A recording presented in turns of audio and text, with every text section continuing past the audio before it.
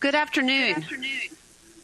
Thank you so much for taking time to join us at Global Genes Live, a rare patient advocacy and summit. We're excited for our upcoming session, Engaging Diverse Voices at the Research Table. My name is Kim Stevens, and I'll be your moderator for the session. But before we get kicked off, I want to review a few housekeeping notes. First, all of our attendees are currently muted by the moderator. To reduce any interruptions, we encourage you to use the chat function in ON24 window for any questions you may have throughout the session, and the moderator team will present them to the speakers. To open the chat, click on the blue chat button located at the bottom controls at the bottom of your screen. If there are any questions that we're not able to get to, we will do our best to follow up after the program. Also, make sure to post your top takeaways and fun moments during Global Genes Live on social media and tag at Global Genes for a chance to be featured in our social media channels. The official event hashtag is 2020 GG Summit. And that is hashtag 2020 GG Summit. And finally, we encourage you all to participate as active listeners and take advantage of an opportunity to hear from leaders and experts and ask questions of them. This program is your time to learn and find answers on critical challenges in rare disease research. So again, I'm Kim Stevens, and I'm the founder of Inclusive Thinking. It's a research and strategy-based consultancy focused on diversity and inclusion. But I'm also the mother of a rare disease patient. My son Cole has Hunter syndrome, and I'm the president of Project Live. So when I was asked to moderate this panel, I was so excited because it was like my two worlds colliding in a good way. So I'm pleased to be joined by three impressive women leaders. Donna, who is the president and founding CEO of Global Liver Institute. Jazz Gray, who is the health communication researcher and DEI expert of UNC Chapel Hill and Rare Black Lives Matter 2. And Dr. Barbara Bier, faculty director of the Multi-Regional Clinical Trials Center of Brigham and Women's Hospital and Harvard. And they'll share more about their backgrounds as we kick into the conversation, but I don't want to hold it up anymore. And I would like, Donna, can you kick us off, please? I am so happy to, Kim. I am very honored to be here at the Global Genes Unsummit. I am a rare disease patient myself, and so being part of the Global Genes community is so important, and I really am honored to be here today. So the Global Liver Institute is the only patient advocacy organization for liver health that operates in the United States and Europe. And we are embarking on launching a pediatric and rare disease liver council to shine a spotlight at that intersection between rare diseases, of which, rare liver diseases are often don't get a lot of attention in the larger rare disease space.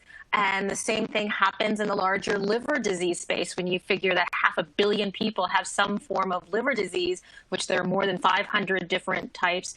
And so to create a special spotlight and network for support and education and policy around pediatric and rare liver diseases, which is the cause of my liver transplant almost 26 years ago now, is really an exciting opportunity. And to make sure from the beginning that is done in a way that is inclusive of all voices, I wanted to make sure that I always model the behavior that I'm asking for from others. So in thinking about this and preparing for this conversation today, I actually started with by signing up for a rare disease, for a registry in the rare disease that I have, to make sure that I was, as a person of color in particular, that I was contributing my experience, knowledge, ultimately, my samples, but my history to that registry to participate in research as the first step that I could do, that anybody could do, even during this pandemic, from their living room, before we get into some of the harder issues that we're, all going to, discuss today. And so I simply just wanted to sort of say at the outset, before we get into these, wonderful conversations that I know I'm going to have with my fellow advocates and researchers here, that, from my perspective in rare liver diseases, the key things that we need to be doing, and that we are starting to do, is really taking a very holistic view to ensure diversity and inclusion, from the governance of research networks, of which I have been a part, through the designing of portfolios, let alone the designing of specific protocols, before we get to recruiting of patients and that type of community outreach, which is where the conversation usually starts. So I'm so honored to be part of this conversation, to shine a really give a holistic perspective to how we can drive diversity and inclusion across rare diseases, but certainly from my perspective in the rare liver disease space. Okay. Thank you, Donna. Dr. Bier or Barbara?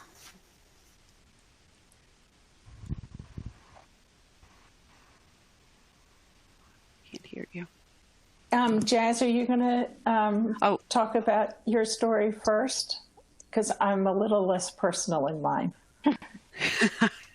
Sure, let's let Jazz go for it.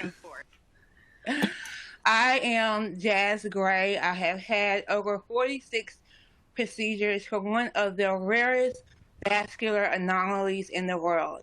I am a patient advocate who is passionate about helping to empower patients, as well as nonprofits looking to further their diversity, equity, and inclusion goals.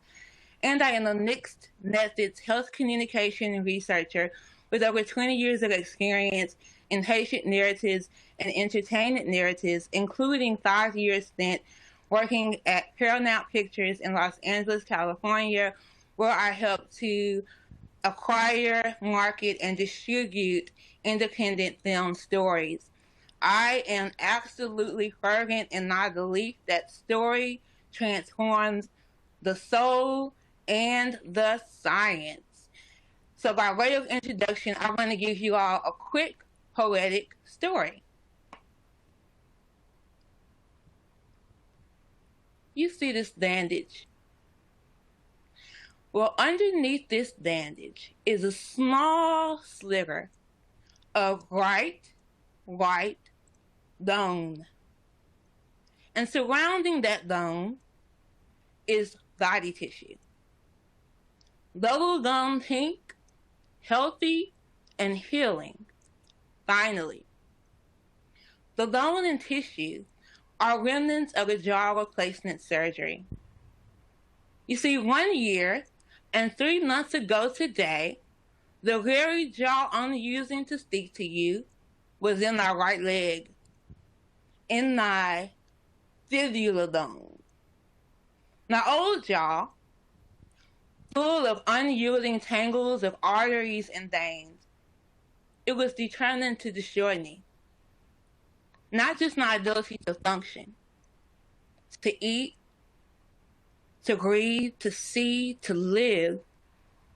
It threatened my capacity to use my voice, to not only be a patient treated for a rare disease, to not only be a participant recruited for a clinical trial, whose bones and tissue samples science had deemed worthy of study, but to be Jazz, a beautiful, brown-skinned Black girl who is passionate about the power of story, who is as sensitive as she is strong, and who has a self inside her and a community around her.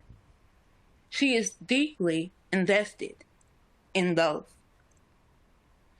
In my contributions to today's conversation, I hope to emphasize the myriad of ways in which any conversation about diversity, equity, and inclusion can be elevated in at least two ways.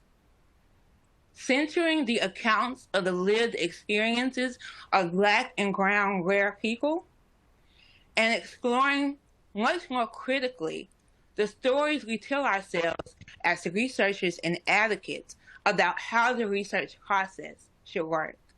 Good afternoon, and again, I am Jas Gray. Thank you, Jas. Barbara? Thank you. So I take it back. I should have gone before you, Jas, because I can hardly follow you. My name is Barbara Bier. I am a professor of medicine at Harvard Medical School and have run the Multi-Regional Clinical Trials Center since its founding about 10 years ago. We as a center, a research and policy center, committed to the ethics, conduct, and regulatory environment of clinical trials around the world, and have been working specifically on diversity, inclusion, and equity for the last 3 years. Published our report, which is a long one because it is a complex issue for which I think we can make real progress if we all commit to it. But, what moves me today is that I think that, it's profoundly true that we need to include Black and brown people in rare diseases. We also need to include everyone in common diseases. And unfortunately, despite, the availability of patients in the U.S. and worldwide, the system itself has not made a conscious effort towards representing the true diversity of a disease in the context of the research that we build. And I really am privileged to be here in this summit or unsummit, because I think this is the beginning of empowering the people for whom the voices must be heard. I really sort of appreciate the bravery of my colleague co-speakers today, and hope I can support the work. Thanks, Barbara. And I think that's exactly, we're going to talk about some of those past experiences that have kept diversity from being in trials, and then talk about what we can do going forward. So we all know this because we've been in this space for a while, that diversity in clinical trials isn't new, right? It really has just come to the forefront because it's been exposed by COVID-19, right? And now everybody's talking about diversity in clinical trials. So if we back up a little bit and talk about the building blocks of how we get diversity, equity, and inclusion into clinical research, where do we start, and what can we do? Well, I think we start with governance. So often we start at the very back end. How do we just get more people into trials when we haven't had diverse perspectives and viewpoints and experiences as part of the not only just the design of a protocol, but even the research approach, the construction of the research network. Having been a part of that process of the components that go into PCORNet, the Patient Centers Outcomes Research Network, I know how important, even before something like COVID comes along, being able to have federally qualified health centers, minority-facing clinical organizations is to a research network, so that when we go out to design and conduct studies, that the infrastructure is there to be diverse. So not just the intention, but that we have the infrastructure there. So that's where I would start. And that's a very long time horizon that we often don't take into consideration. I would agree with that. I would couple that with a long-term commitment to evolving our workforce. If we're talking about long-term efforts that we all need to commit to, because our workforce is not sufficiently diverse. And even in the current predominantly less diverse workforce that does clinical trials, individuals are not trained in cultural competence or implicit bias, and therefore completely insensitive to their own, sort of position about this work. If you look at the data, at least in cancer, patients that are asked to participate in trials, the rate of acceptance of being in a trial for Black and brown people is the same as white, which means the fact that we are underrepresented in Black and brown individuals in our clinical trials is absolutely correctable. People aren't being asked. So it starts with, I completely agree with Donna. I would just undergird infrastructure with workforce development and making an affirmative commitment to diversity. We should no longer accept trials that don't represent the population affected by a disease. A little harder in rare diseases, I grant you, because you want to, sort of grasp every patient that you can so that trials get conducted and completed. But I think we really need to do a better job. And that goes for everyone. Right. And I'll just add to Go, Jess. I'll just add to governance and workforce, which are very integral pieces. Once we get the participants, once we get the patients, what do we do with them? How valuable are their concerns to us? Are we in their communities to take and extract? Or how concerned are we with what their communities actually need? How adaptable are those interventions that we're running? And how much participation matter to us, and what are we willing to leverage in order to have these patients feel like they are able to participate in every phase of our research. Yeah, and Barbara, you brought up something that was very interesting about making sure that we have representation with our researchers or our PIs that are running some of the clinical trials. And Jazz, I would be interested in your perspective because you're coming in as a researcher and a patient, and we know that who we are affects the questions we ask and what we see. So what, from your point of view, what are you seeing that's different? Well, one of the cool things about being both a patient, a researcher, and someone who is young is that I'm able to kind of be at this crux of what I call a new generation of how research is done, and that's, I feel like, what I'm most excited about. I'm able to, and also I'm a PhD student, so I'm someone who is both learning about the traditional approaches to reaching communities, the traditional ways of conducting research that rely heavily on looking at a precedent of articles and using a lot of times that deductive knowledge to then go forward and conduct research without doing that inductive work of allowing our participants to tell us how we should be shaping the projects. And I feel like I'm really at the cusp of being able to be innovative because I am learning enough to know what aspects of research need to be included to be effective, but young enough to be willing to break some of the rules. And so I think that's key. And I also want to speak to your point about the importance of diverse researchers in these spaces. I think for a long time it was taken for granted that Black and brown researchers do exist, and we are in these spaces.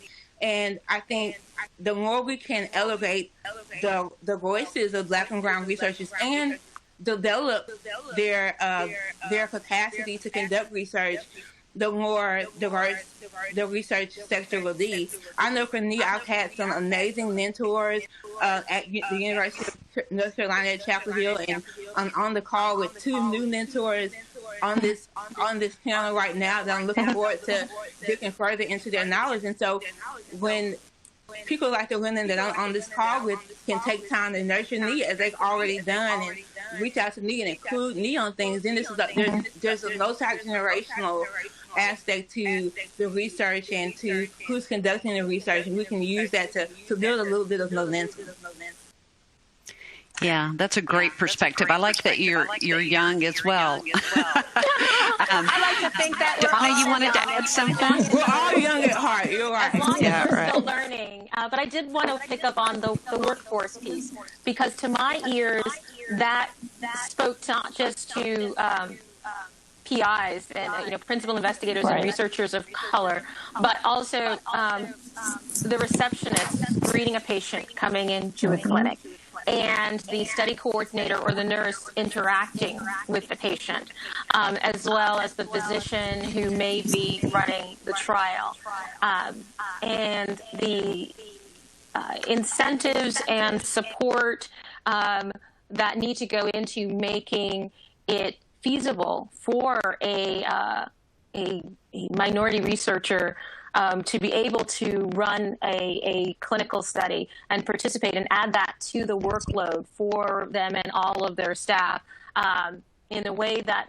might be different from those who normally work with a CRO. And so, Barbara made a point about, making sure that we, capture all the patients, and that, for a real trial, I think there has been the assumptions that we sort of know all the patients because they're already connected to an advocacy group, or they're seen at certain centers.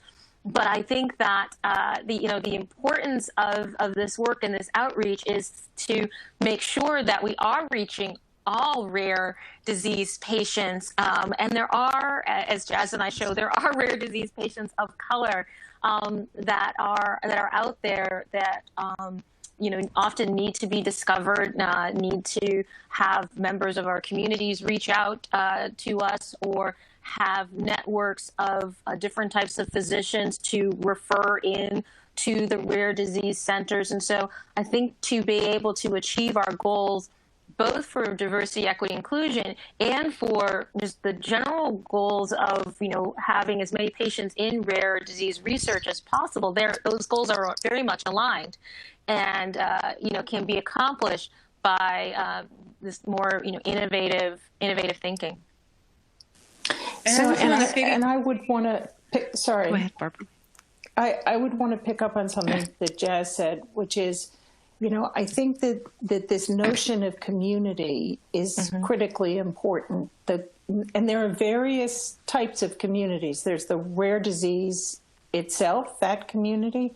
Then there's the community in which people live, and the larger community of their families and loved ones, et cetera. And we can continue to define that.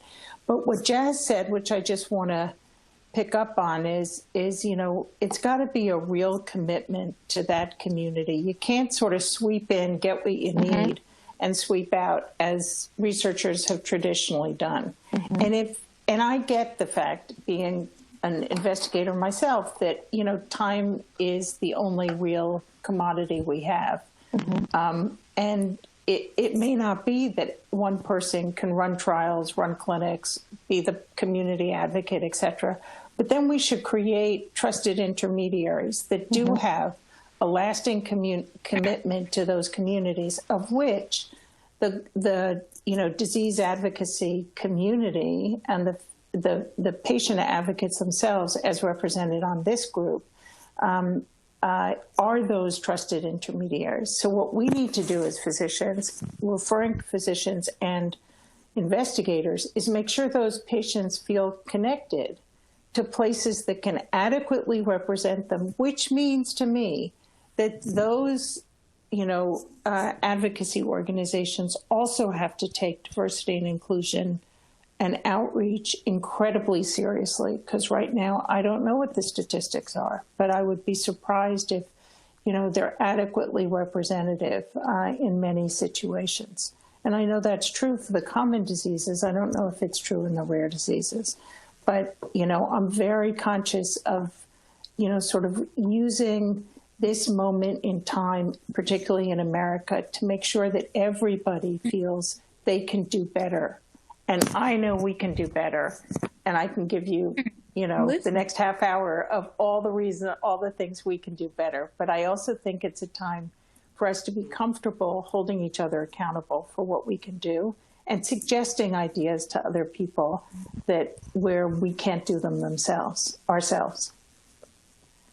Yeah, and as I was thinking about this topic, Barbara, what you were saying, sometimes in the rare disease community, we think, well, our disease is rare, right? So how are we going to find diversity within our small little groups? And that becomes sort of a barrier or a challenge for us. We're thinking, well, we're just trying to find these rare disease patients and get them in. We also can't make that group smaller by focusing in on diversity. So what would you say to someone that says that? Any one of you? Donna, you're on mute. Donna, you're on mute. Thank you. Trying to help the buzz. You're only making the group larger. You're not subtracting from it by adding people of color or people who have been underrepresented to date. So, it should be, sometimes it's deemed as, the workload already on small groups, which I well know, is so high, and the stress and the burden, particularly, if it's an organization or a disease that also hits pediatric populations. You may be, as raising a child with special needs and putting together a fundraiser and reaching out to, physicians and researchers all in the same, all in the same time block, after cooking dinner or something. And it may seem, an impossible new ask to then make sure that there is diversity. But it can only make the organization stronger. It can only add both to the numbers and the talent and the types of resources that could be available to your organization. So I would say it's worth doing. Yeah, I would say it was definitely worth doing. Barbara, you were going to add? Yeah, I was going to add, the other thing is that I think it adds to the understanding of science and pathophysiology and treatment and variation of treatment effect and all sorts of things that we have understudied because our very populations that we've studied have not been sufficiently diverse. So it's like looking for your keys under the light instead of understanding the entirety of the disease.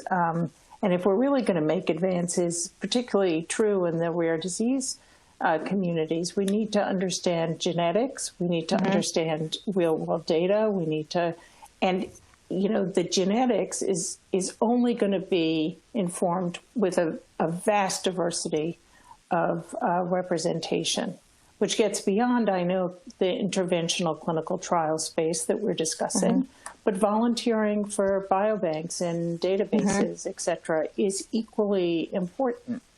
And right now we know that, those databases are not representative of the disease burden in the population. And we also know it can be done if it's a focus of work. All of us have done it, and Genentech this morning announced their results of the phase 3 trial for COVID-19 for one of their IL-6 anti-inflammatories.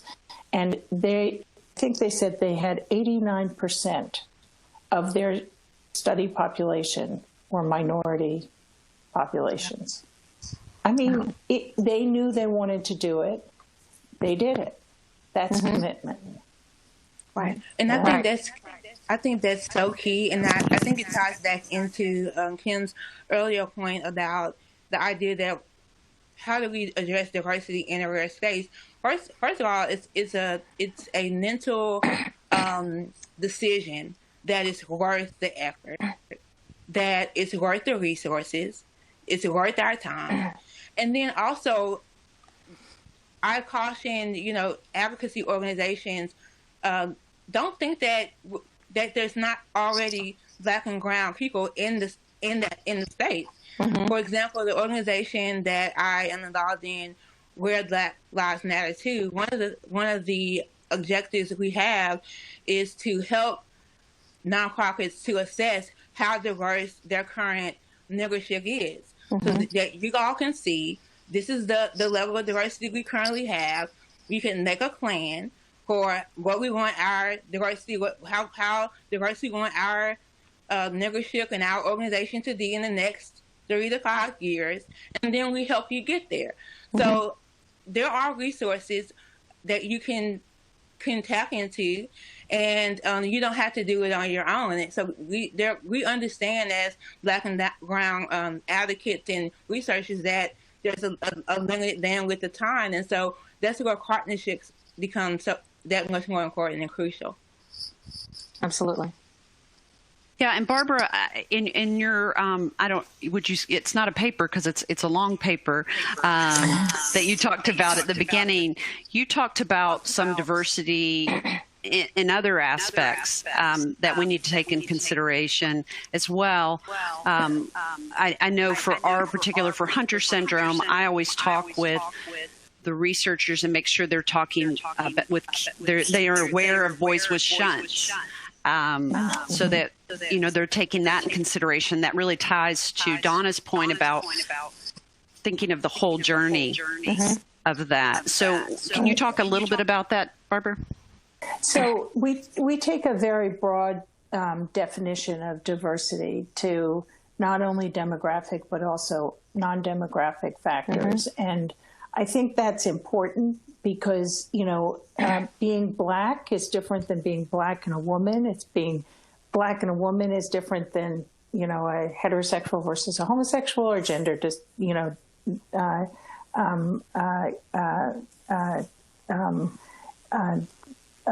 divine person. And then, somebody who's had 46 surgeries is different than somebody who's never been under the knife.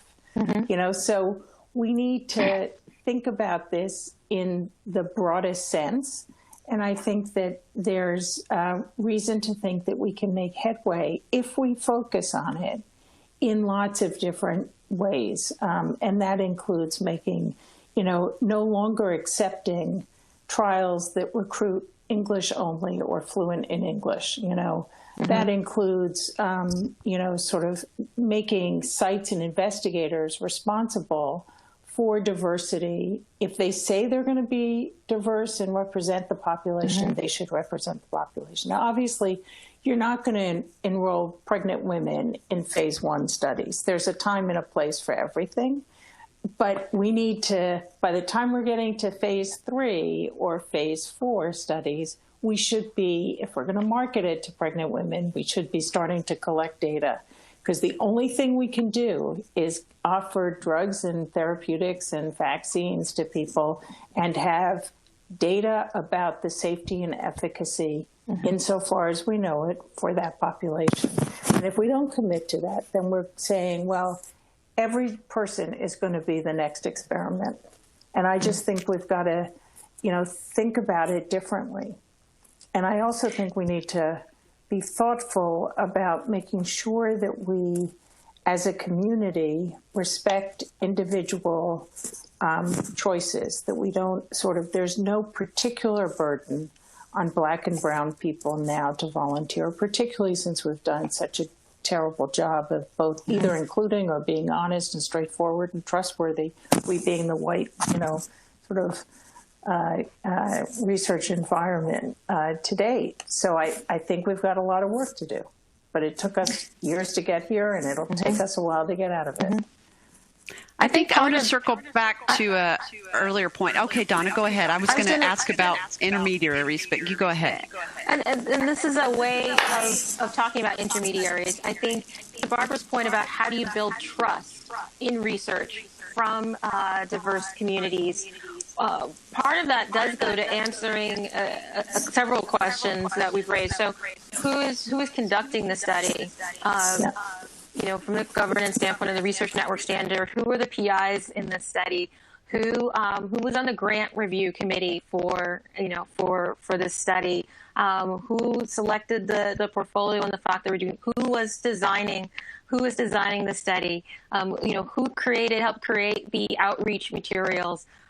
Who is then going to reach out into the community to talk about clinical research as a whole, as well as the specific study? Who is going to tell us about the results of the trial after the study is connected. So it's not just we left, we did it, and that's left to here. So I think that that establishing that trust is a multifaceted, process, but the infusion of diversity and inclusion, broadly defined, is a way of building that trust, which ultimately does help with, the common things that we have counted, like, recruitment and retention goals and enrollment, speech enrollment and things like that. But if you build it on a strong foundation, you have a better chance of achieving those goals as well.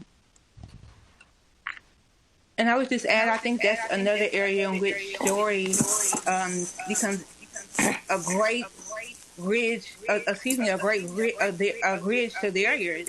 When you're able to make connections using metaphors, using analogies, being willing to listen, and just use some of those skills in order to shape a campaign. I think that speaks to people in their language, that is able to address not only your concerns as a researcher, but their concerns as community members.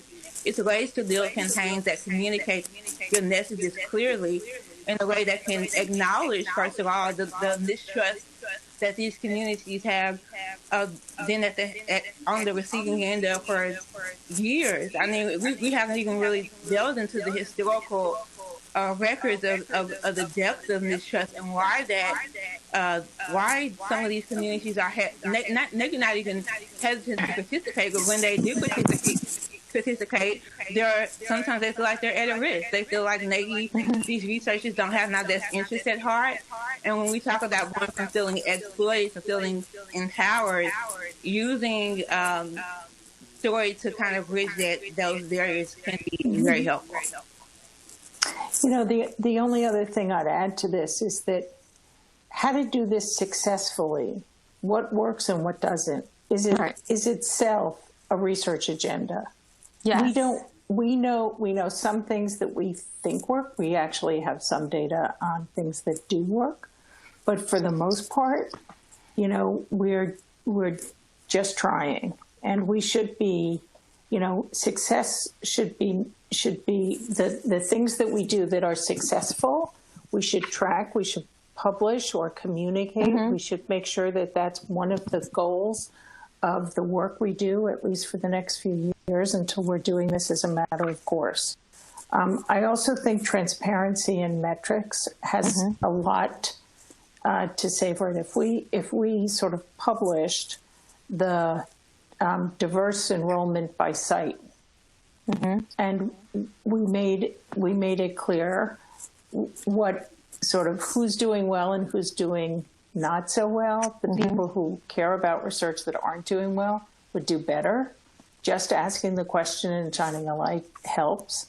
And the people that are doing well, that may be exactly the infrastructure that Donna was talking about, to support that and invest in that and build, sort of in a iterative way, success. Yeah, I think that's great, Barbara. Thank you. So if we're talking now to sort of patient organizations, how do they influence this process and make sure that diversity is in our trials? Because I know in our community, we tend to go back to the same researchers, the same PIs, the same pool of candidates for the trials. So what can we do?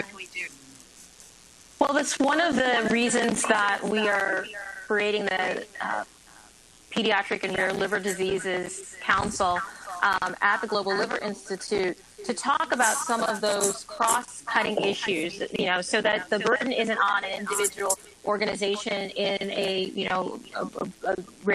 specific rare disease, when it really are, to Barbara's point, there are best practices and methods that we could be applying across research sites, across academic centers, across our different diseases, in our space. And so can we help both the curation of those best practices and the dissemination and the implementation of those to make it easier for each of the individual organizations. So that is one of the purposes that we have. So, there would be several trials for several different rare liver diseases that are common to, one academic medical center, for example. So rather than, multiple organizations coming to them, asking with sort of different ideas about how to increase diversity, to come in with a unified agenda,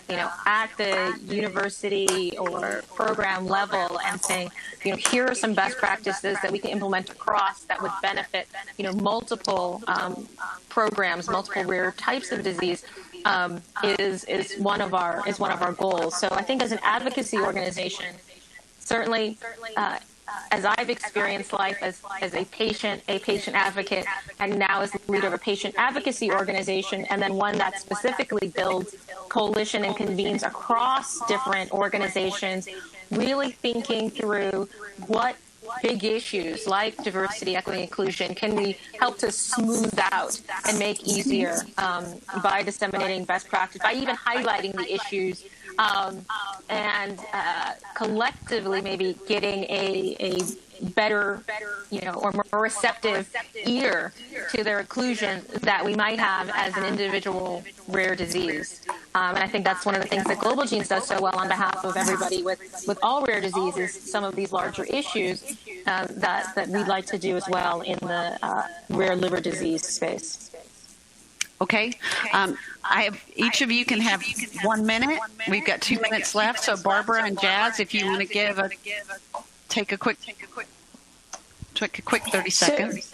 Yeah, sure. So I think that this last question is really compelling, but I do think that it's one of the things that, particularly given the number of rare diseases and the number of different small organizations, working together to figure out what those practices could be and should be, and, collectively then putting the pressure on the right places to make sure that the commitment is there, both in terms of financial resources, human resources, training, education, making health literate materials available, including tracking things that we don't commonly do, tracking screen failures. So we know why people are excluded when they need not be.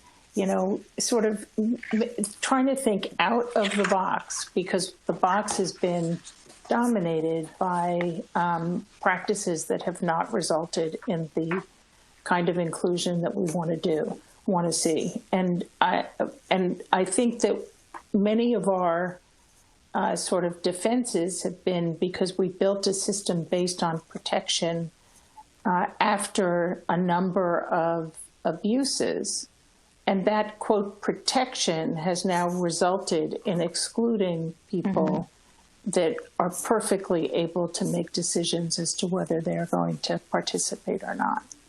So, okay, Jazz, 30 seconds. Thank you, Barbara. Real quick, to bounce off of what Barbara said about working together, thinking outside the box, let's develop our narrative competency.